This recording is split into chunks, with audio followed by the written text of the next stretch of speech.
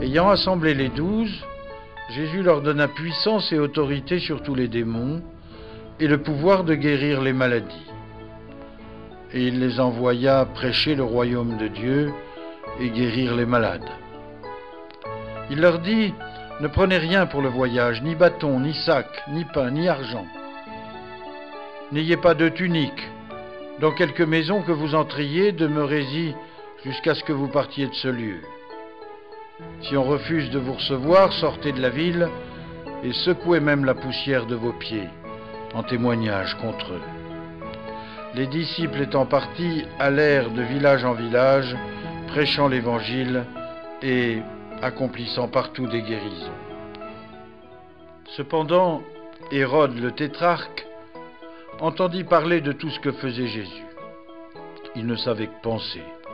Les uns disaient: Jean est ressuscité des morts, d'autres: Élie est revenu, d'autres: un des anciens prophètes est ressuscité.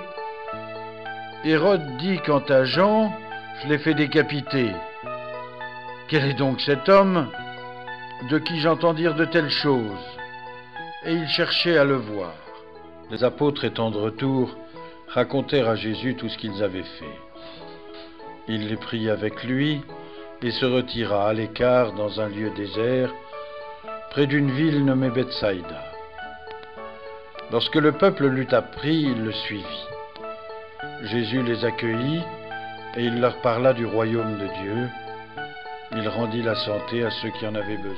Comme le jour commençait à baisser, les 12 vinrent lui dire: renvoyez le peuple, afin que, se répandant dans les villages et les hameaux d'alentour, ils y trouvent un abri et de la nourriture, car nous sommes ici dans un lieu désert. Il leur répondit: donnez-leur vous-même à manger. Ils lui dirent: nous n'avons que 5 pains et 2 poissons, à moins peut-être que nous n'allions nous-mêmes acheter de quoi nourrir tout ce peuple, car il y avait environ 5000 hommes. Jésus dit à ses disciples: faites-les asseoir par groupe de 50. Ils lui obéirent et les firent asseoir.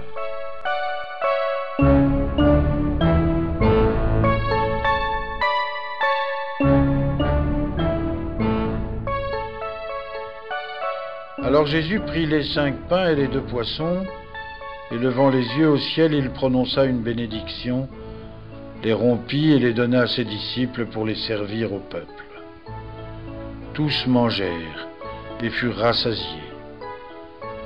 Et des morceaux qui leur étaient de reste, on emporta 12 corbeilles.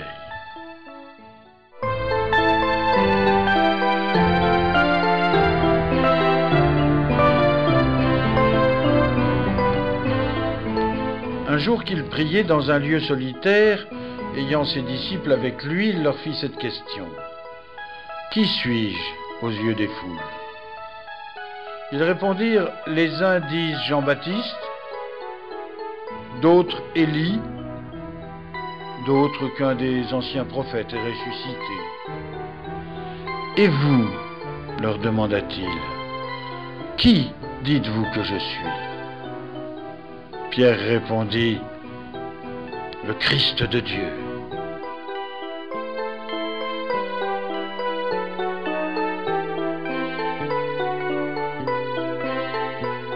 Mais il leur enjoignit d'un ton sévère de ne le dire à personne. Il faut, ajouta-t-il, que le Fils de l'homme souffre beaucoup, qu'il soit rejeté par les anciens, par les princes des prêtres et par les scribes, qu'il soit mis à mort et qu'il ressuscite le 3e jour. Puis s'adressant à tous, il dit: si quelqu'un veut venir après moi, qu'il se renonce lui-même, qu'il porte sa croix chaque jour et qu'il me suive. Car celui qui voudra sauver sa vie la perdra, celui qui perdra sa vie à cause de moi la sauvera. Que sert à un homme de gagner le monde entier s'il se perd lui-même? Et si quelqu'un rougit de moi et de mes paroles, le Fils de l'homme rougira de lui, lorsqu'il viendra dans sa gloire et dans celle du Père et des saints anges. Je vous le dis, en vérité, quelques-uns de ceux qui sont ici ne goûteront pas la mort, qu'ils n'aient vu le royaume. Environ 8 jours après qu'il eut dit ces paroles, Jésus prit avec lui Pierre, Jacques et Jean et monta sur la montagne pour prier. Pendant qu'il priait, l'aspect de son visage changea et ses vêtements devinrent éblouissants de blancheur. Et voici que 2 hommes conversaient avec lui, c'étaient Moïse et Élie, apparaissant dans la gloire.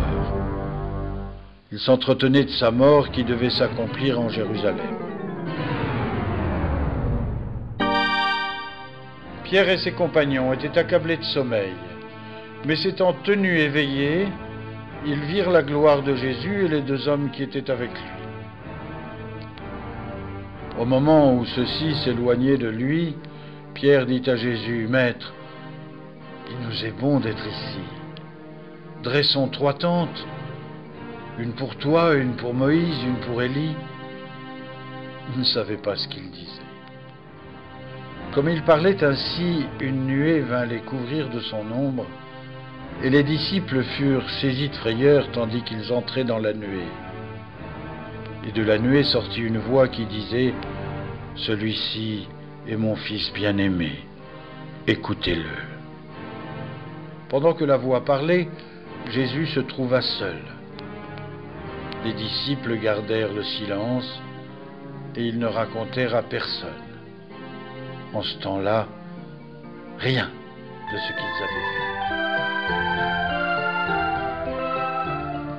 Le jour suivant, lorsqu'ils furent descendus de la montagne, une foule nombreuse vint au-devant de Jésus, et un homme s'écria du milieu de la foule, « Maître, je t'en supplie, jette un regard sur mon fils, c'est mon seul enfant. Un esprit s'empare de lui et aussitôt il pousse des cris. L'esprit l'agite avec violence, le faisant écumer. À peine le quitte-t-il après l'avoir tout meurtri. J'ai prié tes disciples de le chasser, et ils n'ont pas pu. » Ô race incrédule et pervertie, répondit Jésus, jusqu'à quand serai-je avec vous? Jusqu'à quand vous supporterai-je? Amène ici ton fils. Et comme l'enfant s'approchait, le démon le jeta par terre et l'agita violemment. Mais Jésus menaça l'esprit impur, guérit l'enfant et le rendit à son père. Et tous furent frappés de la grandeur de Dieu. Tandis que chacun était dans l'admiration de ce que faisait Jésus, il dit à ses disciples, « Vous, écoutez bien ceci.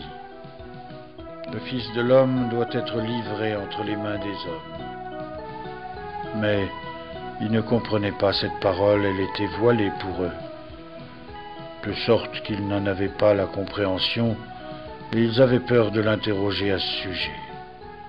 Or une pensée se glissa dans leur esprit, savoir lequel d'entre eux était le plus grand. Jésus, voyant ces pensées de leur cœur, prit un petit enfant, le mit tout près de lui et leur dit, « Quiconque reçoit en mon nom ce petit me reçoit. Et quiconque me reçoit, reçoit celui qui m'a envoyé. Car celui d'entre vous tous qui est le plus petit, c'est celui-là qui est le plus grand. » Jean, prenant la parole, dit, « Maître, nous avons vu un homme qui chasse les démons en ton nom, et nous l'en avons empêché, parce qu'il ne va pas avec nous. » « Ne l'en empêchez pas, lui répondit Jésus, car celui qui n'est pas contre nous est pour nous. » Quand les jours où il devait être enlevé du monde furent près de s'accomplir, il prit la résolution d'aller à Jérusalem. Il envoya donc devant lui des messagers qui se mirent en route et entrèrent dans un bourg des Samaritains pour préparer sa réception.